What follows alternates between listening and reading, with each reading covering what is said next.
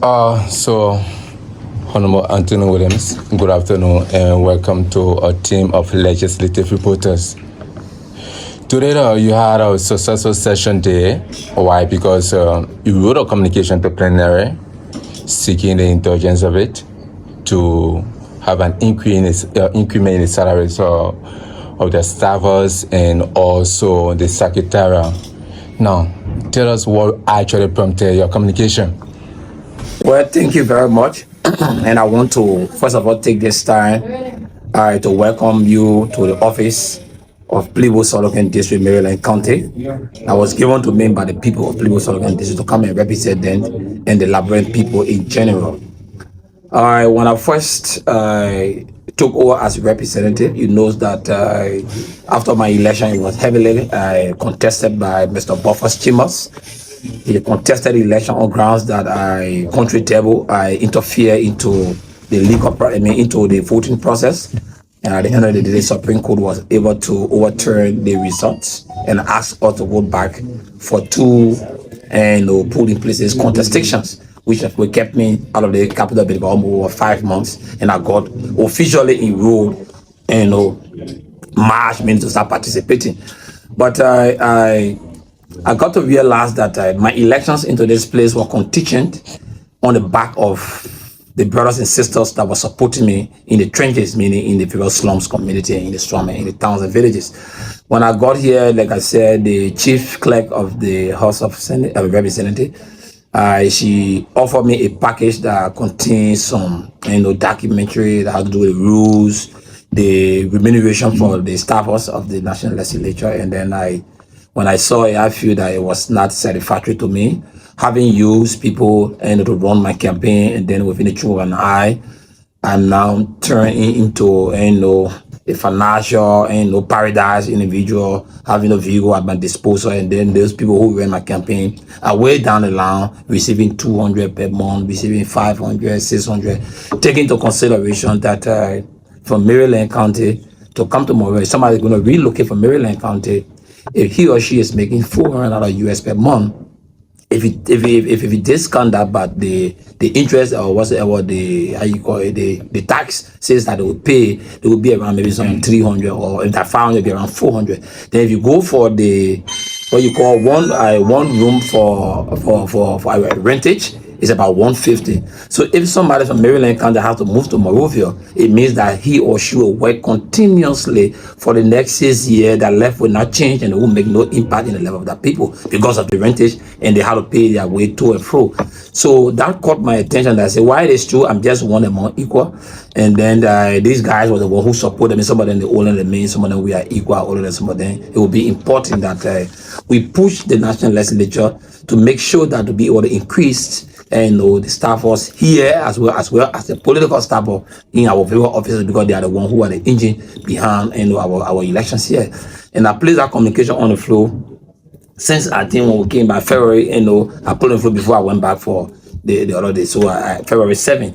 So since February 7 up to date, lawmakers are enjoying their safari vehicles. They are moving around, taking their slaves, moving around, taking their salary, establishing friendships at the end on the same back of the guys who supported us. So I have sat for a period of time, and I realized that my communication since that time has not been addressed. Up to this time, it went into the committee room of Ways, Means and Finance, and and another committee. And then up to now, the Ways, Means and Finance chair and the other committee, they also have staffers in that office. And up to the time, they have not mustered the courage to say, look, there was a communication that was placed on the floor by Honorable Anthony Williams that has to do with the increments of our staffers' salary, as well as the secretarial staff. Those secretarial staff, their remuneration also has not been increased, since they are the one who are referred to them as the legislative repertoire. They are the one who get all of the information. Any information that is lacking, you go to that secretarial staff who sit with any section, you get everything. That was the same place Mr. Clarence guy just traced the tempering of the budget law that he was running with all around the field, and you guys carrying. So that it beat my imagination. So I read the letter in February, and up to now, there's no committee report on it. There's no information. Everybody just sit there in plenary and when the money salary can you take it, you enjoy your connections when they're flying, first class, they enjoying at the same detriment of these people who voted for us. So, I thought that it was a disrespect to our servers and those who supported us, and we needed to take the bold steps. And that's what I decided, to write them and remind them that, look, I wrote a communication that has to do with, the increment of the staffers benefit here, as well as the political staffers that are in our office, and creating additional 5 positions at the level of the counties, where you got to get a youth representation and the youth coordinator in the county, the women coordinator in the county, the religious coordinator in the county, the physically challenged coordinator in the county, and the information officer in the county as well. So these positions, when they are created at the level of the county, you will find the representations of people in these offices that will help to also coordinate some activities for you. But since then up to now, the communication have not been placed on the floor. So that's what prompted me to remind that I need to bring the communication on the floor, for which today, again, another political chicanery, like I always term it, political chicanery, was being played on the floor. The papier floor of district number 30 has to take a motion to send it back to another committee, which of course, it was doing one thing over and again, with no different results. You understand it? And then the motion will have to be seized again by Marcus, I think Marcus Thomas or another person have to take another motion, send it to leadership. That same group of people is saying the communication, but they were the same group of this people who was the chair on Waste Minister Finance, and I think Marvin who is on Rules Order and Administration. They are all means that they are playing games with their own staffers in their office that will go into the community and campaign for them as we move toward 2029. If they remain as it is, no staffer will grow. And I stand to be corrected. Maybe some staffers have grown here all the time, but as I state, as it stands, I have not seen a staffer here to tell me, say, yeah, I was staffer in this office with this kind of remuneration, and tell me this is why I have gone there. And the staffers that they are just staffers on the basis of our stay here. As soon as they put me on this place, all my staffers will go. So while we are here to merry-making, Santa Clausing, and Mickey Mousing with all of the money that we're getting, the staffers as well need to be doing the same thing. So that's one. The second aspect, in the 2023 national budget, on the working paper page 28, if you go there, you will see that the secretarial staff that does the writing and taking all of the meetings for us here, their benefits and remuneration were also stated there. But up to now, from 2023 to come to today, these men and women who sit down on a daily basis, record all of our meetings, our motions on a daily basis, and keep those records that we want anytime we refer to them, up to now, their entire status is not clear. It's not clear. Their benefits is not clear. So when they have been elevated, they are not getting what they're supposed to get. And then we stay there, we are then working together on a daily basis. So it's like, and you understand, there's somebody working for you, and then you there treating them bad. So I have strongly believed that these identical actions by this 50-50 leadership should not be condoned. Should not be condoned. And I call to make sure to fight this thing. Let the staff get something too. At the end of the day, if they goes home at the end of the month, they will be able to do something, because the renters in this country $150 per room. You just multiply. No landlord takes 6 months. They will take 1 year. So 150 times 1 year. Just calculate. And the man is making $400. A deputy minister in this country is making around over $5,000 to $6,000. The COS here is making around $500 or $600. Are you not aware that the COS is equivalent to a assistant minister? Are you not aware that a lawmaker is supposed to have more than 16 staffers? I got almost 9,000 plus person voted for me. You gave only list 16 pitiful staff. How do I manage to continue these people? Then in one ministry, where bulk of the people they are there, support working, one ministry get one person employ more than 15, 30, 40, 50 person in the ministry. There's an institution here, and I want to be on record for that. I declare it as a social club, which is NASCO. What is the work of NASCO? NASCO is a social club, where you collect the money from our people and they just keep it there. At the end of the day, a single director in NASCO or a deputy director in NASCO is making around almost 2,000, 1,000 plus, and the rat lost zero's car. But the COS here is making his way on a motorbike. The COS who will bring the political campaign fearlessly into the trenches and take all of the insults. He or she is here, the political officer, all of the staffers that are here, they are making their way on the ring on motorbike. So I think that the action today, it is not satisfactory to me, but I'm waiting for the leadership. I will pursue this argument until we reach a logical conclusion. So that's the first issue there. So with the issue of increment in the staff salary or COSs, whatever, you know, in plain area is all about lobbying with each other, right? One aspect it has to do with your relationship with each other in a place there. Sure. Two, with the kind of mood you in, don't you think it will appear like you are inciting the staffers against their bosses as it relates to what you actually resubmitted according to your communication? No, it's not. It's not. The flow is an area of lobbying. This matter is a human, what we call nature matter. It is not I alone. So why will all of us come together? You think I better money my COS here? No.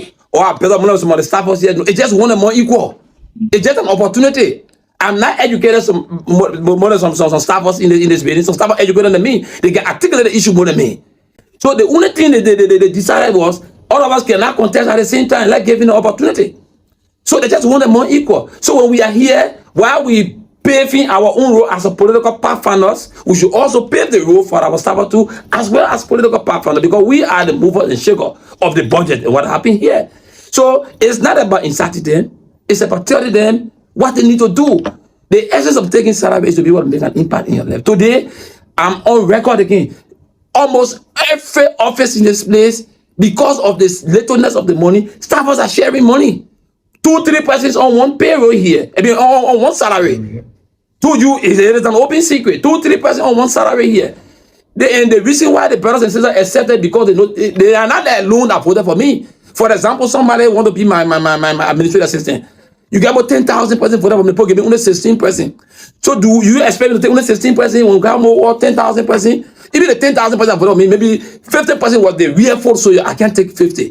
I still have to take it. So at the end of the day, the staffers have agreed among themselves that look, if even I will get 150 at the end of the month, or even I will get 200, even I will get $100, even I will get 1,000, even I will get $50, at least let my friend to benefit, because this is a political struggle that we all went into. And I want to commend the staffers them for such of understanding among themselves. So there's no problem with that. But even be as it may, we still need to tap it. Also to get more staffers coming on the payroll so that we can be able to get it. So it's not to insult anybody, it's to tell our colleagues that look, we are just one and more equal. We need to find a way for our brothers and sisters who are supporting us, as I was supporting them. If any COS working in office, administrative assistant, the office will be dirty. You guys reach a general talking, oh, the office is okay, the office is fine, office looking okay. It's because of the staff that are here. So should I come home every day, be happy? I'm a family, and the staff are going home, no, that is not it. So in plenary, as a lobby, there's certain communication you can put on the floor that require lobby. But the issue that I have to do with my own staff, you can't come and beg me. Why can you preach to the Pope? There's no way you preach to the Pope. So all of them that are in that place, I don't need to go tell you, say, my man, your staff in your office as a representative, we don't argue for them. I don't need to tell you as a lawmaker. That communication need to be graciously, overwhelmingly accepted by everybody. And make sure that and maintain the ways, means, and financial to say, look, this must happen because these people are the ones that voted for us. They are the ones that voted for us in the district. As we speak right now, some staffers in that district, don't speak to them. Because on a daily basis, fighting for you. So how come? So, well, it is their business. For me, I'm a revolutionary, like I always told people. I don't care how you feel, but when the issue, I go for the issue. You go ahead. Siddiqui. Yeah. Honorable Williams, this is your second time placing this in communication before plenary. Like the first time, you sent it to committee room. Today, again, it has been sent to committee room. So tell us, what would be your next action if this communication do not come out of committee room? Well, I don't want to preempt. The first time they sent it to committee room, today they want to send it to committee room, and then Marcus Thomas was able to refer it now to executive. So I'm sure that let us go to executive. I don't want to preempt. I don't want to instill any tension into any staffers. And like I said, so we'll give them the benefit of the doubt, right? We'll give them the benefit of the doubt. Let us go into executive to see as to whether, to see as to whether how do we address it. And thank God now I'm a member, of this of the executive right now, because I'm a committee member and the chair on wash, water and sanitations. So now I have the opportunity now to go for executive meeting. So I will go in leadership meeting. So I will go into leadership and to provide the same argument. If it cannot be rejoined by leadership, then we'll find another course that we can take for now to use the compare compliant method.